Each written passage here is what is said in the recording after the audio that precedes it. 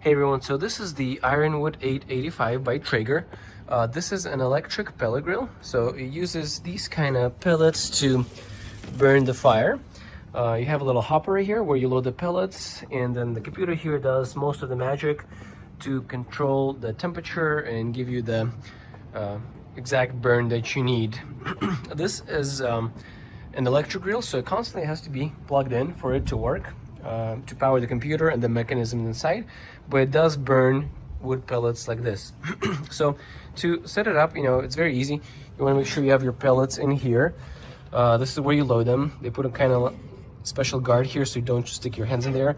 Right there you can see the little auger. That's going to kind of rotate and push the pellets into the grill, and the computer is going to decide how fast to spin that, based on how you program it. You do get a little nice light here to kind of light it up, and also there's a sensor that tells you how many pellets you have left. You get a nice solid handle right here. Once you open it up, this is what it looks like inside. It is kind of double walled right here, so it kind of holds the heat better. This is kind of like a mid to top tier of the Traegers. You get nice porcelain grills right here, so you can't clean this with a steel brush. You need to have something like this, so you don't damage the porcelain coating, because that's gonna create kind of like a non-stick barrier.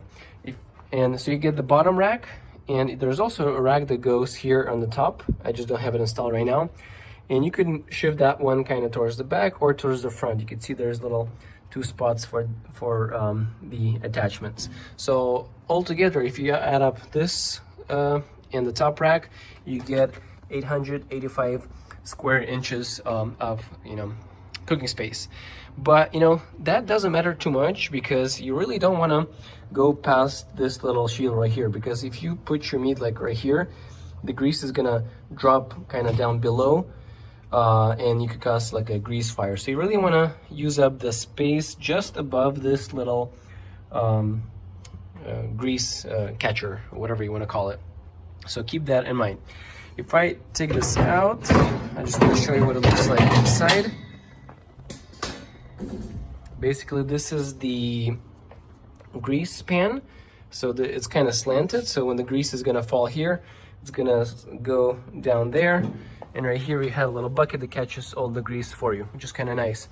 And Traeger has their own foil covers, but I just wrap mine in just regular foil. It seems to work about the same. If I take this out, this is what it looks like inside. So you have a little heat guard, and if you take it off, this is where the fire happens. Basically, it's gonna push the pellets through here.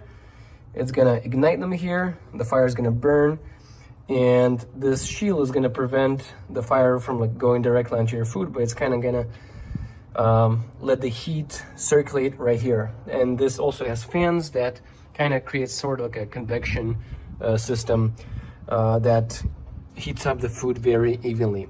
You do have to clean these periodically, so eventually like you have to vacuum all that ash out. They recommend like once you go through a full hopper to then vacuum, so it's clean and you don't cause any kind of like fires. But that's kind of how it works. Pretty simple system, and the beauty about it is that it's so automated. You just program the computer, you set it from 165 to 500, just ignite it, and it's gonna keep the temperature for you. You do have to keep the grill closed to kind of maintain that temperature, so keep that in mind, because as soon as you open it, even though it's like double insulated, it does lose heat pretty quickly. So you want to keep it closed as much as you can. And the temperature might fluctuate a few degrees from what you set it. Don't let that bother you. It's gonna do its job and keep like an average temperature that you want, and you don't need to worry about it too much. You do get this nice thermometer for like thick meats. You can just stick it into the thick meat and then kind of thread it through here, or if you're grilling something else that doesn't need a thermometer, you can just not use it. So the beauty about this grill, I think, is that it's so easy to use. You don't have to worry too much about like grease fires or heat being too high. You just set it and pretty much forget it. And you could, I would say, grill pretty much anything on it. It just takes a little bit longer to power up. I would say like 15 to 20 minutes for it to kind of get the fire going and warm up, a little bit longer than a gas grill. But I would say it's so worth it. I've been very happy with it. It just makes cooking so easy and enjoyable, and you're not afraid to try new things. This is what it looks like on the back. This is where the smoke comes out.